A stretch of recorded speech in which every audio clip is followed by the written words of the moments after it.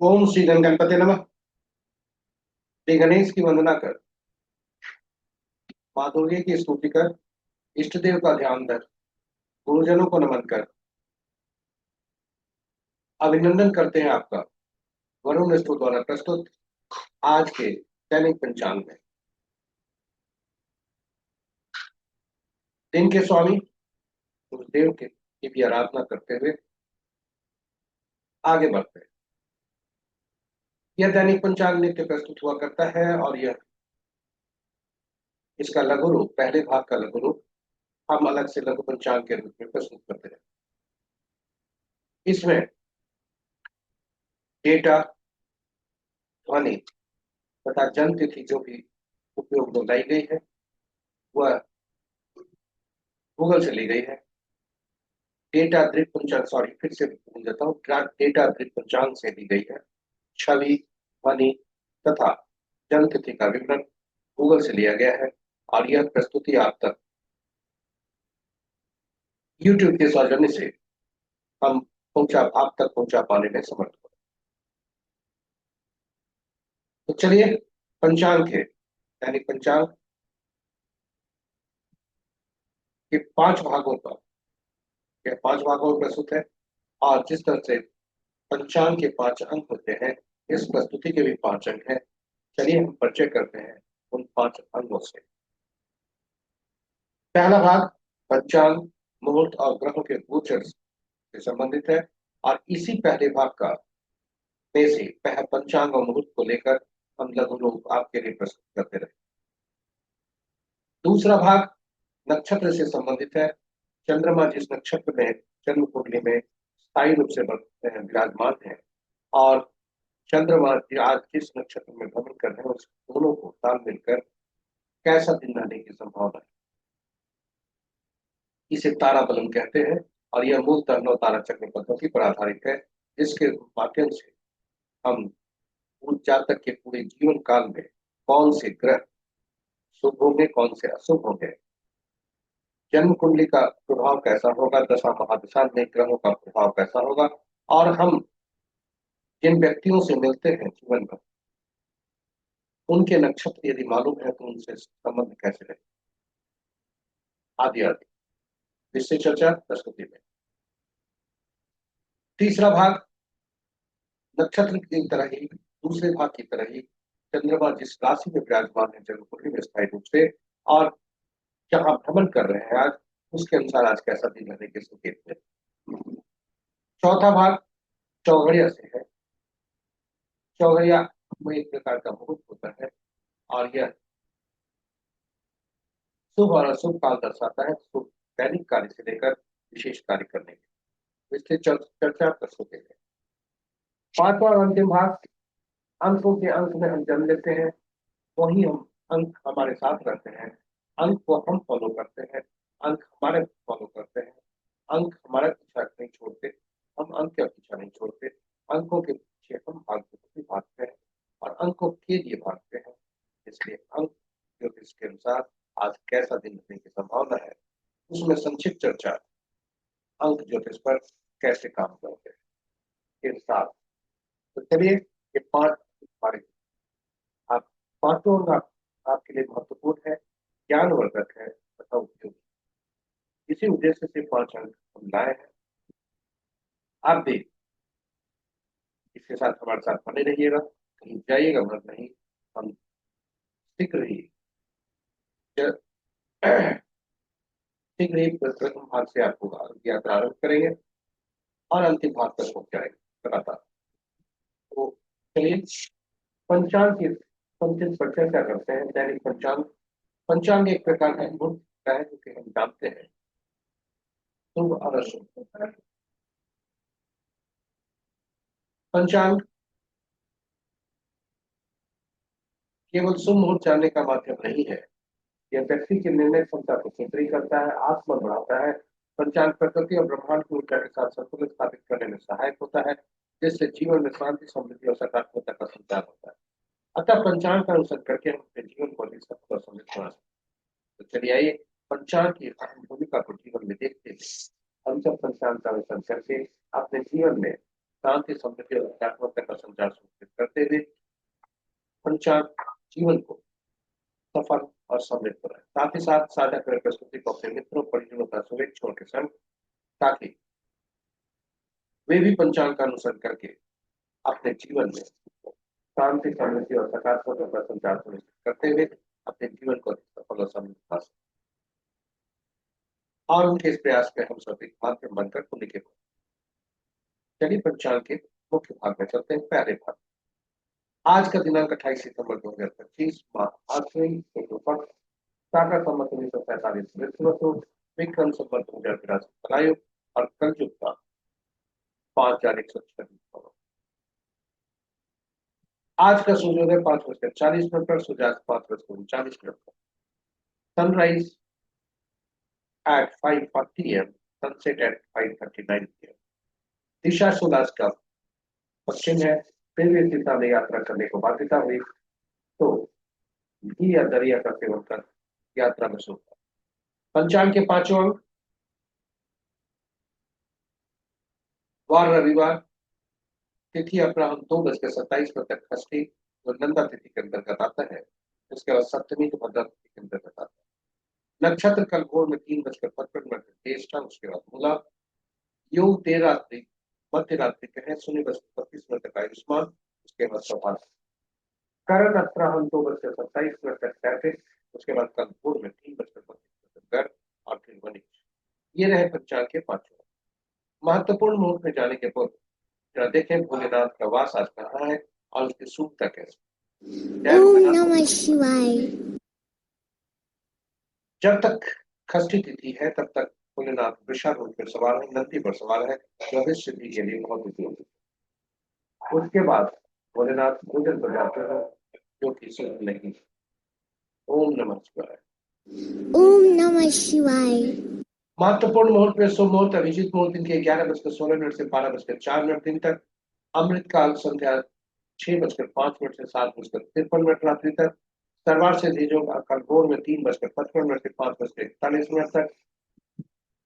रवि योग प्रातः 5:40 से 3:56 तक 55 तक कल भोर में। और विजय मुहूर्त अपराह्न 1:40 से 2:28 अपराह्न तक। गोधूली प्लस संध्या 5:39 से 6:03 संध्या तक। निशिता मुहूर्त देर रात्रि 11:16 से मध्य रात्रि 0:04। रात्रि में किए जाने वाले पूजा पाठ जब तक साधना तंत्र मंत्र आदि के लिए निशिता मुहूर्त श्रेष्ठ हो। अशुभ मुहूर्त में सबसे प्रभावी अशुभ मुहूर्त राहु काल अपराह्न 4:09 से संध्या 5:39 तक यानी सूर्यास्त तक। गुलिक काल अपराह्न 2:40 से 4:09 अपराह्न तक। यमगंड दिन के 11:40 से 1:10 अपराह्न तक। वर्ग मुहूर्त प्रातः 7:23 से 9:10 तक। और गणमुहूर्त आज के सूर्योदय से कल के सूर्योदय तक। और जब भी कोई मुहूर्त सूर्योदय एक सूर्योदय से दूसरे सूर्योदय तक होता है उसे अहोरात्रि कहते हैं। इस प्रकार आज के शुभ और अशुभ मुहूर्त आपके समक्ष हमें रखा। ग्रहों की आकाशीय स्थिति को देखते हैं जो कि स्थानीय समय पटना के 5 बजे प्रातः का है। अंक के अनुसार यदि देखें सभी ग्रह शक्तिशाली हैं, केवल बृहस्पति देव जो कि 18 अक्टूबर को अपना राशि परिवर्तन करेंगे और उस ओर धीरे धीरे अग्रसर हो गए। शनिदेव वक्री अवस्था में है और धीरे धीरे अंश उनके घट रहे। इस प्रकार ये दोनों ग्रह थोड़ा कमजोर है, शेष ग्रह मजबूत है। राशि के अनुसार यदि देखें तो मित्र राशि में 1 ग्रह है, शत्रु राशि में 3 ग्रह है, सब राशि में 4 ग्रह है, अपने राशि में 1 ग्रह।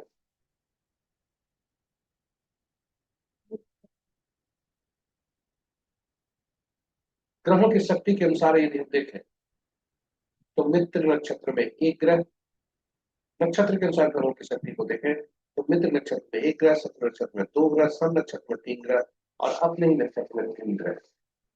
और अपने नक्षत्र में जो ग्रह है वे बृहस्पति देव, शुक्र देव और शनि देव है। सूर्य देव पहले अपने नक्षत्र में हुआ करते थे, लेकिन आज चंद्रमा के नक्षत्र में जाकर मित्र के नक्षत्र में आ गए। मंगल केतु सूर्य के 3 ग्रह ऐसे हैं जो स्वतंत्र ग्रह हैं, इनके नक्षत्र में कोई ग्रह नहीं है।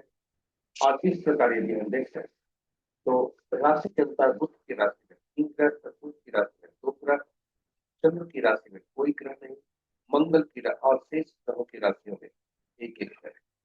नक्षत्र के अनुसार प्रतिस्पर्धी यदि देखें तो बृहस्पति की और बृहस्पति शुक्र और चंद्रदेव के नक्षत्र में 2 ग्रह है। मंगल केतु और सूर्य के नक्षत्र में कोई ग्रह नहीं है और शेष ग्रहों के नक्षत्र में एक एक ग्रह। तो ये रहे पहले भाग के प्रश्न।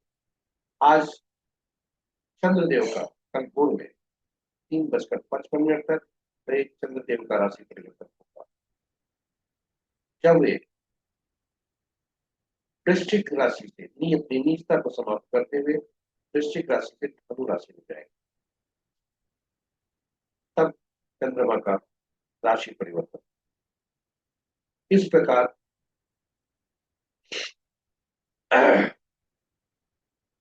हमने देखा आपके समक्ष पहले भाग के प्रश्न आपके समक्ष रखे। अब आपको ले चलते हैं दूसरे भाग। नक्षत्र के अनुसार आज कैसे दिन रखने की संभावना है, ताराबलम कहा जाता है और यह चंद्रमा के गोचर पर निर्भर करता है। चंद्रमा जन्म कुंडली में जहां पर बैठे हैं जिस नक्षत्र में और जिस नक्षत्र में गोचर कर रहे हैं, ये दोनों को मिलाकर हम इसका फलित करते हैं।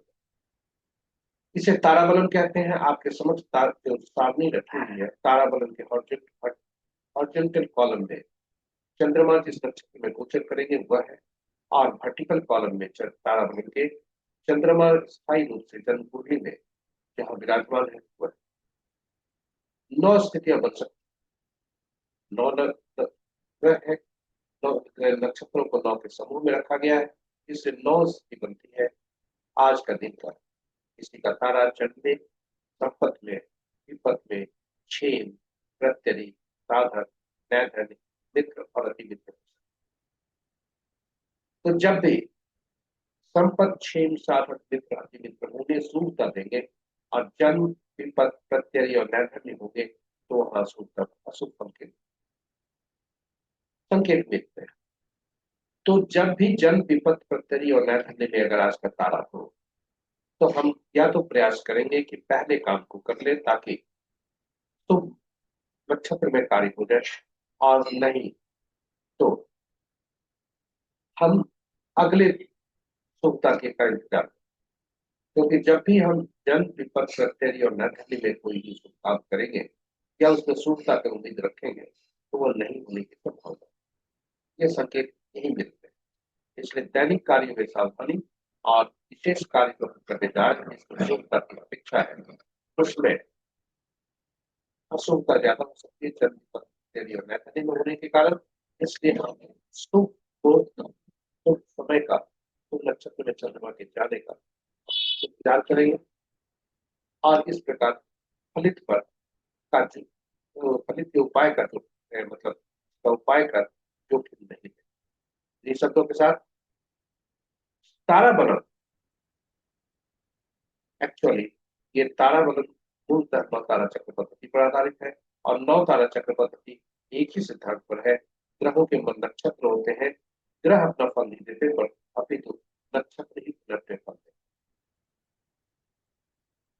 तो प्रश्न उठता है कि 27 नक्षत्र हुए, 9 ग्रह है, तो वो कैसे, कौन से नक्षत्र किस ग्रह के फल देंगे, इस हेतु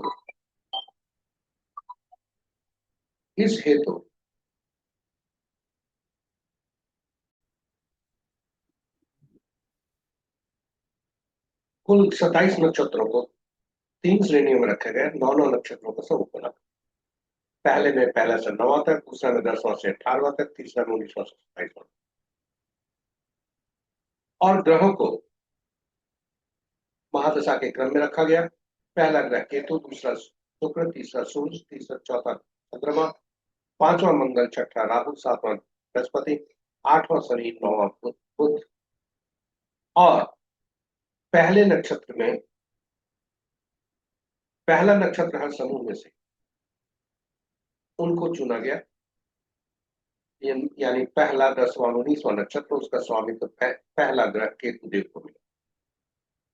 उसी तरह से दूसरा 11वां और 20वां नक्षत्र का स्वामी तो शुक्रदेव हो गया। सूर्यदेव बने तीसरे 12वें और 21वें नक्षत्र के स्वामी। चंद्रदेव बने चौथा 13वां और 22वां नक्षत्र के स्वामी। और इसी तरह से बुध देव 9वें 18वें 27वें नक्षत्र के स्वामी बने। और यह सूची इस प्रकार बनी। यह काफी उपयोगी है, इसे आप सही कर सकते हैं।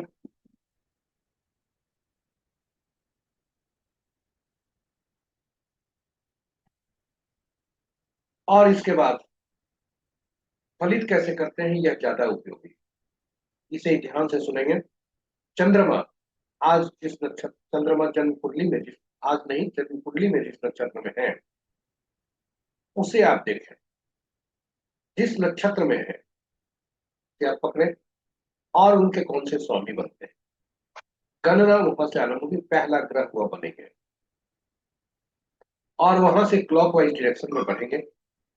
पहला ग्रह मिश्रित फल देंगे जो पीड़ादायक होता है ज्यादा। और वहां से जब गणना आरंभ करेंगे तो दूसरा तीसरा चौथा 5वां 6ठा 7वां 8वां और 9वां ग्रह तक पहुंचे। जब भी बुध तक क्रम खत्म हो जाए तो फिर हम केतु से आरंभ करेंगे।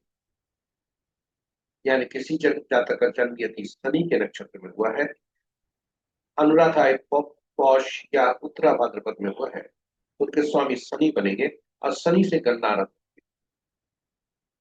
और वहां से जब गणना आरंभ करेंगे तो पहला ग्रह शनि बने, दूसरा बुध और तीसरा फिर केतु से आरंभ करेंगे और इसी क्रम में हम आगे बढ़ेंगे। तो अगर हम कहें तो वहां पर पहला ग्रह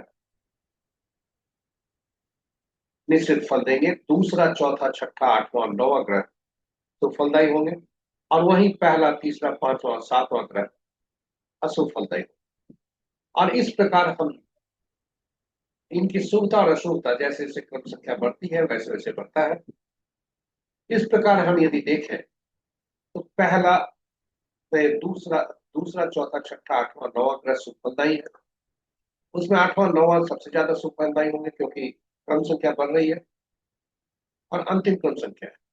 उसी तरह से पहला तीसरा 5वां 7वां शुभ फलदायी है, उनकी भी क्रम संख्या 7वां अंतिम है। फिर 7वां ग्रह जो पीड़ा देगा वह बहुत ही ज्यादा और ज्यादा शुभता है।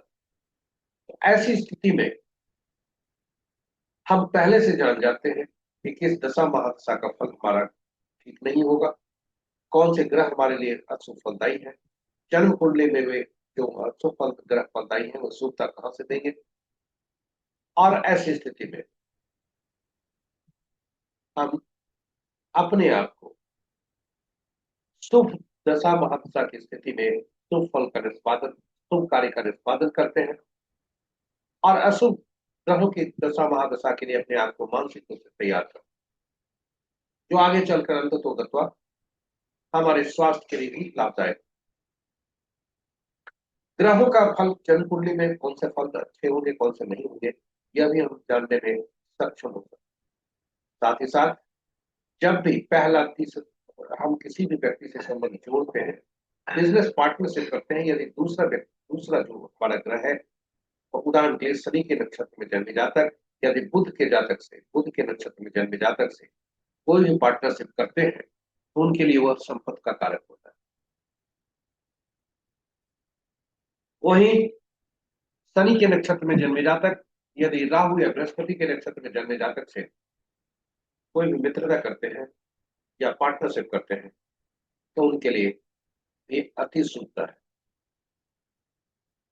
लेकिन वही शनि के नक्षत्र वाले जातक यदि केतु सूर्य और मंगल के नक्षत्र में जन्मे जातक के साथ कोई भी मित्रता करेंगे तो शुभता नहीं। यदि हमें धन से संबंधित कौन सी वृत्ति करनी है यह पहचानना है तो जन्म कुंडली में आप देखें शनि के नक्षत्र में जन्मे जातक बुध कहां पे बैठे हैं, किस राशि में बैठे हैं और उससे संबंधित कार्य करेंगे। तो फिर धन लाभ की संभावना ज्यादा है, क्योंकि शनि के नक्षत्र दूसरा ग्रह संपत्ति होता है। और यह सूची आपके समझ, पहला ग्रह जन्म, दूसरा संपत्ति, तीसरा विपद, चौथा क्षेम, पांचवा प्रत्यय, छठा साधक, सातवां नैधन्य, आठवां मित्र और नौवां मित्र। और इस प्रकार हमारे कौन से ग्रह कैसा फल देंगे हम जान सकते हैं। कौन से व्यक्ति हमारे लिए शुभ फलदायी होंगे यह भी जान सकते हैं। जन्म कुंडली के ग्रहों की स्थिति का फल भी हम जान सकते हैं। इसलिए नौ तारा चक्र पद्धति काफी उपयोगी है, काफी। इसके लिए यही इसी कारण से हमने इस पर यूट्यूब पर वीडियो अलग से रखा है, आप उसे देखें। इसमें हमने प्रयास किया है कि नवतारा चक्र पद्धति से यह प्रमाणित करने का कि भगवान राम, मां सीता तथा पवन पुत्र हनुमान ने के जन्म नक्षत्र से कितने अच्छे संबंध निकल कर रहा। और यही वजह है कि हमने इसे इस प्रस्तुति को अलग से रखा है और इस पर थोड़ी लंबी परिचर्चा हम करना पसंद करिए, क्योंकि यह काफी उपयोगी। आप उसे देखें, समझें और अपने अच्छे और अच्छे और जो आपके चुनौती भरे समय होने वाले हैं या हुए हैं उसको पहचानें। चलिए आज इतना ही। अब आपको हम ले चलते हैं वापस तारा बलम पर कि आज के चंद्रमा क्या संकेत दे रहे हैं, किन किन जातकों के कैसे फल हो। तो चंद्रमा पहले भाग में यानी भोर के 4:03:55 तक वे ज्येष्ठा नक्षत्र में है, जो कि बुध का नक्षत्र होता है। उसके बाद वे मूला नक्षत्र में जाते हैं, जो कि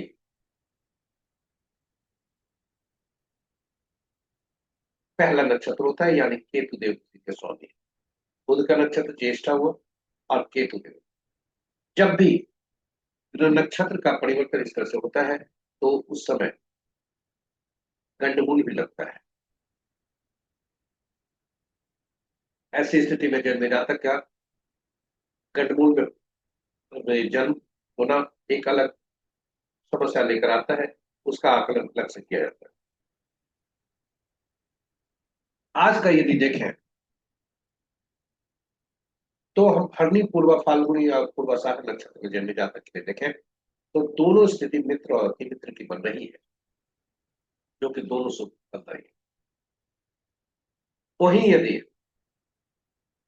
पुनर्वसु, विशाखा, पूर्वा भाद्रपद में देखें तो पहला भाग 3:55 पर चंद्रमा ज्येष्ठा में है, उनके लिए विपद के कारक है, संपद के नहीं, विपद के।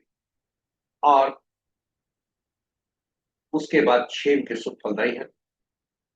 इसी प्रकार हम सभी नक्षत्रों में जन्मे जातक का आकलन कर सकते हैं और उसके अनुसार निर्णय कर सकते हैं। तो यह हमारे निर्णय क्षमता को बढ़ाएगा, हमारी शुभता अशुभता को कम करने में मदद करेगा और शुभता किसी भी कार्य को करने में हम सक्षम होंगे और शुभ फलदायी होने हमारे जो कार्य है उसमें शुभता आने की संभावना ज्यादा होगी यदि हम शुभ नक्षत्रों में, शुभ तारा में कार्य को करें। यदि आज का जन्म का तारा आपका जन्म विपद प्रत्यय नैधन्य में है तो आपसे आग्रह है कि कोई जोखिम न लें, नया कार्य आरंभ न करें, दैनिक कार्यों में सावधानी बरतें, क्योंकि शुभता की संभावना इसमें कम होती है, अशुभता ज्यादा होती है। और यदि जैसे जैसे आप देखें जोखिम अगर लेना है, जन्म में थोड़ा बहुत ले सकते हैं, लेकिन जैसे जैसे संख्या बढ़ती है वैसे वैसे इसकी इंटेंसिटी जो है वो बढ़ती है। इसलिए आपसे आग्रह है कोई भी जोखिम न लें। उपाय के तौर पर कोई भी कहीं का भी कुछ भी ये हो, आप कुछ भी सुझाव हो, उपाय न करें। बेहतर है कि आप अगले क्षण के लिए, अगले समय के लिए टालें या पहले करें। उपाय के तौर पर ज्ञान वर्धन हेतु केवल जो हमने पढ़ा है कहीं और संकलित किया है वो आपके समक्ष प्रस्तुत है, उसका उपयोग करने के लिए नहीं है। तो उपाय का उपयोग न करें, क्योंकि यह दुष्ट है और इसे कर जोखिम न लें। तारा नक्षत्र में आपका जन्म तारा में पड़ता है तो पीला कद्दू पत्ते वाली सब्जी का दान के लिए लिखा है। विपत में पड़ता है तो गुड़ का दान लिखा है। प्रत्यरि में पड़ता है तो नमक का दान लिखा है। नैधन्य में पड़ता है तो मोह को त्यागना जरूरी है। मजबूरी हुई तो तिल सहित स्वर्ण का दान। तो बेहतरी यही है अपने कार्यों में और अधिक बेहतरी लाने के लिए कि हम कोई भी जोखिम न। इन्हीं शर्तों के साथ हम आपको ले चलते हैं अगली प्रस्तुति में, अगले भाग में।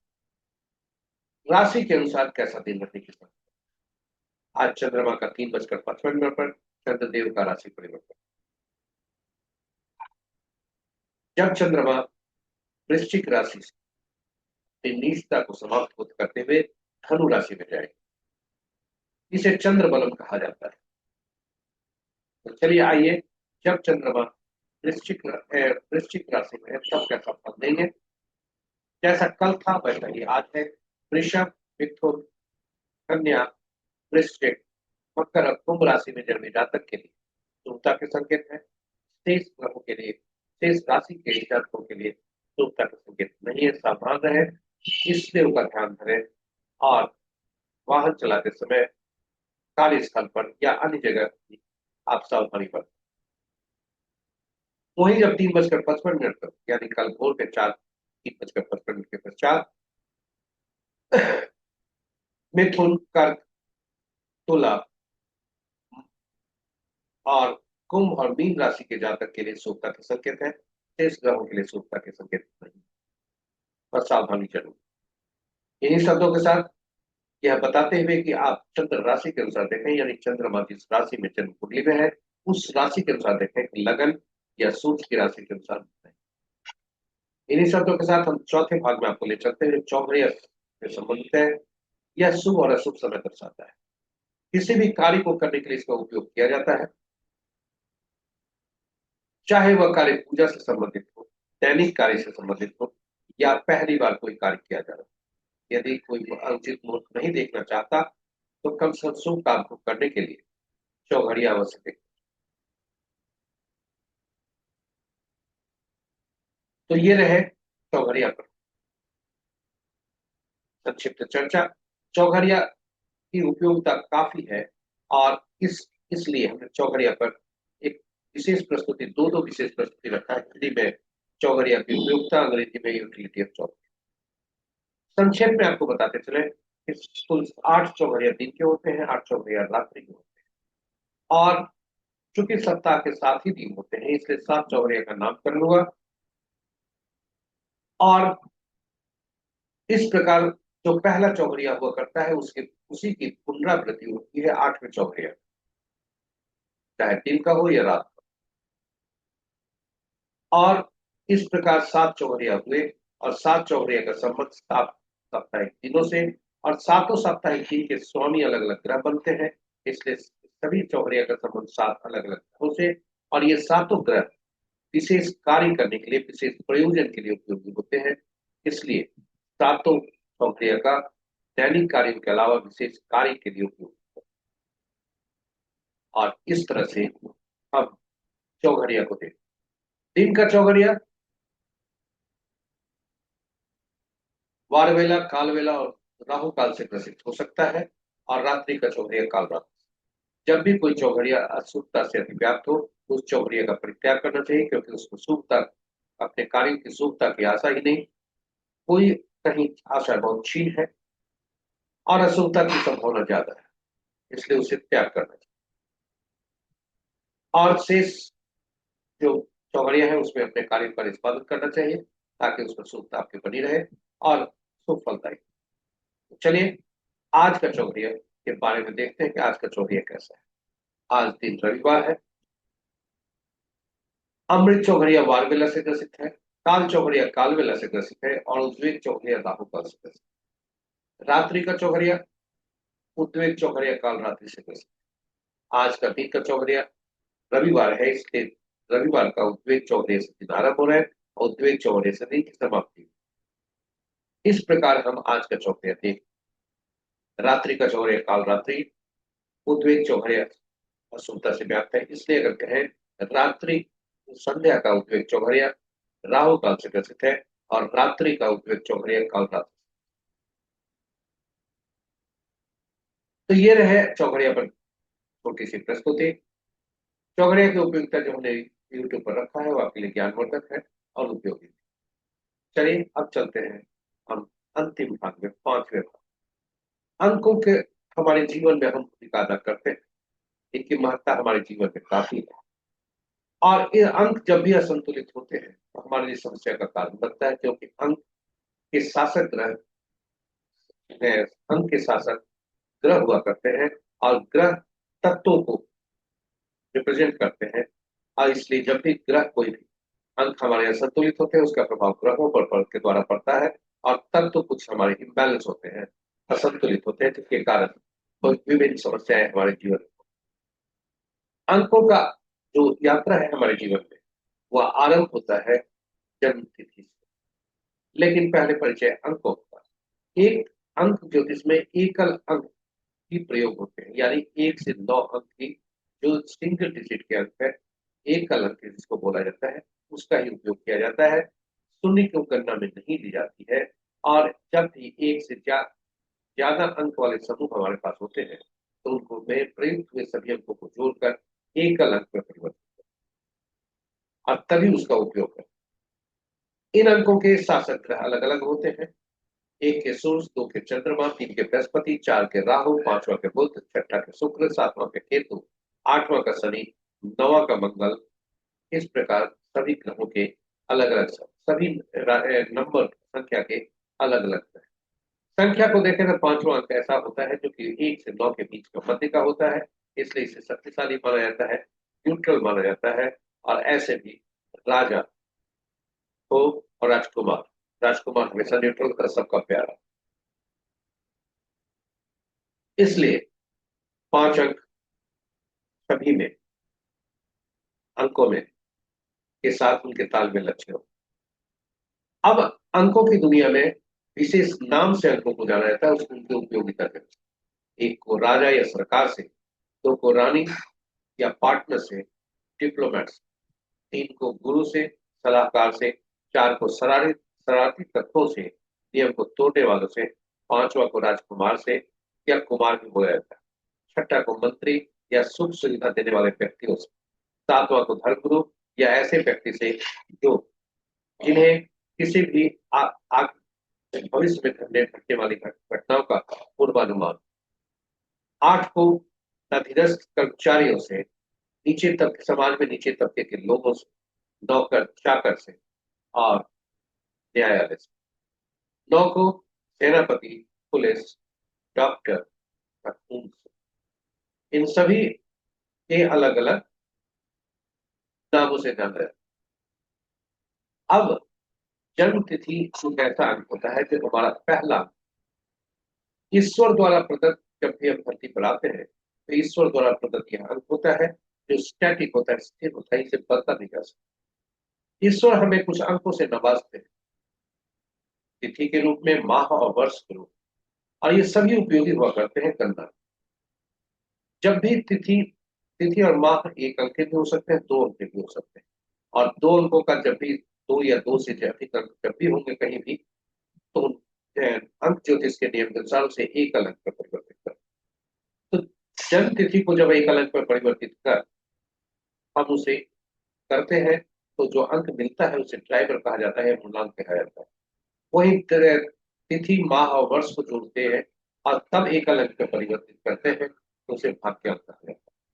और जब भी हमें 11, 22 और 33 अंक कहीं भी गणना में मिले, या जब तिथि में कहीं भी ऐसे अंक मिले, तो उसे कहते हैं मास्टर अंक, मास्टर नंबर।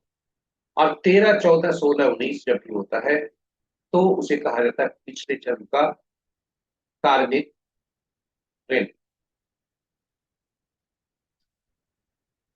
इस पर विस्तार चर्चा से हम चर्चा करेंगे, लेकिन 13 अंक जब भी 13, 14, 16, 19 हो तो उनका कार्मिक अंक होता है पिछले जन्म। यह भी हम ध्यान में करना करें। मूलांक और भाग्यांक जिस तरह से ड्राइवर और कंडक्टर इसे कहा जाता है नाम से, इसलिए कहा जाता है कि जीवन की नैया को यही चलाता है, जीवन के बस को यही चलाता है। यदि ये आपस में मित्र नहीं हुए तो समस्या है। और तब हमें एक ऐसे अंक सहारा की जरूरत होती है, जो ऐसे अंक की जरूरत पड़ती है जो सहारा बने दोनों के मित्र।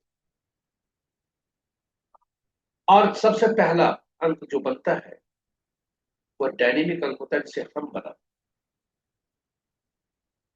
और वह अंक होता है नामांक। आप आश्चर्यचकित होंगे कि नामांक में अंक कहां से आ गया, नाम में अंक कहां से आया।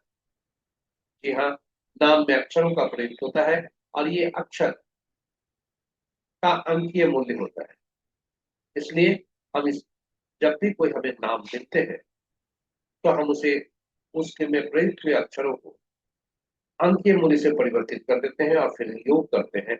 और यदि एक अंक में नहीं परिवर्तित है, एक अंक से ज्यादा है, तो उसे एक अंक पर परिवर्तित करते हैं जोड़कर, और उससे संबंध हम जोड़ते हैं कि उनका ड्राइवर और कंडक्टर से कैसा संबंध। यदि शत्रुता का संबंध है तो फिर नाम में हमको सुधार करते हैं, और यही अंक ज्योतिष का कमाल। नाम एक ऐसा अंक हमारे समक्ष है, डायनेमिक अंक, जो जीवन भर काम करते हैं, स्थायी एक तरह से होता है, और इनकी ऊर्जा सबसे ज्यादा प्रभावित है। अब आप जानना चाहते होंगे आखिर दुश्मन अंक कौन से, क्योंकि दो चीज याद रखनी है कि ड्राइवर और कंडक्टर का जो नाम का पहला अक्षर हो वो शत्रु ना हो। ड्राइवर और कंडक्टर का नामांक शत्रु नहीं, या भविष्य में जो भी अंक हम प्रयोग में लाएं, चाहे मोबाइल अंकों का जो, शहर का नाम, मकान संख्या आदि आदि, ये हमारे लिए अगर अंकों के अनुसार अच्छे नहीं हो, दुश्मन बने, फिर समस्या खड़ी हो। तो चलिए अब देखते हैं, जो आपकी जिज्ञासा हो रही है कि आखिर अंकों के दुश्मन कौन से। जी हाँ, अंकों के दुश्मन आपके समक्ष प्रस्तुत। 1 से 9 तक सारे अंकों का ये सूची आपके समक्ष उपलब्ध है, और हमें सुनिश्चित करना है कि यह अंक हमारे जीवन में नामांक का और नाम का पहला अक्षर मूलांक या भाग्यांक का शत्रु ना हो। दूसरा, नामांक में भी वो शत्रु ना, पहला के 8, दूसरा के 4 6 8 9, तीसरा के 6, चौथा के 8 9 4 2, पांचवा का कोई नहीं, छठा का 3 9, सातवां का 7 9 3, आठवां का 1 2 6 9 4 8, और 9 का 6 4 2 8। ये अंक जो है बहुत ही महत्वपूर्ण है। और आप देखेंगे यहाँ पे कुछ अंक ऐसे हैं जो अपने ही अंकों के दुश्मन है, यानी 4 7 8 और 9। 4 7 8 और 9 ये अंक अपने ही अंकों के दुश्मन है। इसलिए कहा गया, अगर मोबाइल में 777 का प्रयोग किया गया तो आर्थिक डबल या 777 का लोग यूज करते हैं, ये हमेशा आपके या गाड़ी संख्या में आपके लिए आर्थिक समस्या लेकर आ सकता है, क्योंकि 7 का दुश्मन 7, 8 का दुश्मन 8 है, 9 का दुश्मन 9 है पहला। इसलिए हमेशा याद रखें। एक सूची और आपके समक्ष रखा है कि नाम का पहला अक्षर, यदि मूलांक वाक्यांक 1 से 9 तक वाक्य बनते हैं, तो पहला अक्षर नाम का ये नहीं होना चाहिए, क्योंकि ये दुश्मन अंक होते हैं। जैसे पहला अंक के दुश्मन 8 है, और ये 8 का जो अक्षर होता है पहला अक्षर एफ और पी होता है। इसी को हमने परिवर्तित कर आपके समक्ष कर, इस तरह से नाम का पहला अक्षर या नहीं हो। अब हम देखते हैं, आज जब तिथि जो थी 28 को लता मंगेशकर, लता दीदी का है।